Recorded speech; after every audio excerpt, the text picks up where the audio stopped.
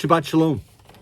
The sequence of Parshiot, Truma, Tetzaveh, Kitisa, Vayakel, and Pikudei is so strange unless, of course, you're an architect. It outlines the construction of the tabernacle, the portable house of worship the Israelites built and carried with them through the desert, in exhaustive and exhausting detail.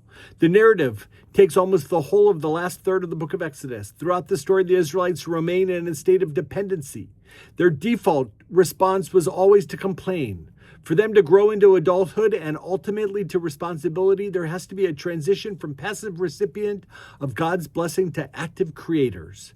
The people had to become God's partner in the work of creation. So let's build the sanctuary together.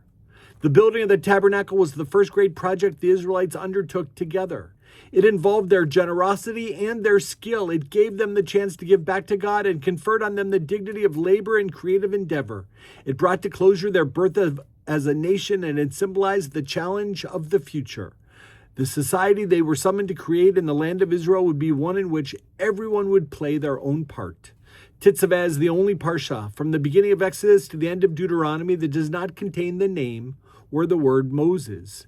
Many believe his yortzeit is this week, on the 7th of the Hebrew month of Adar. Virtually the whole parsha is devoted to the role Moses did not occupy except briefly, that of the priest or the high priest in particular. Instead, our focus is on the elder brother of Moses, Aaron, who elsewhere is often in the background.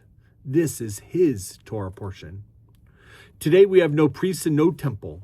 Each of us serves God in the temple of our own hearts, offering words and intentions instead of bulls and sheep. The only vestige we have of this experience is the Ner Tamid, the eternal light, the first thing that God instructs Moses to establish in the opening verses of this very Torah portion. This light has come to symbolize the light of Torah. For us, the glory and splendor of God's presence must be felt through the study of Torah and the constant striving to live in its light. As the Hasidic masters have taught, every person is a living Torah, an embodiment of the word and light of God. Shabbat Shalom, happy Purim. All the best.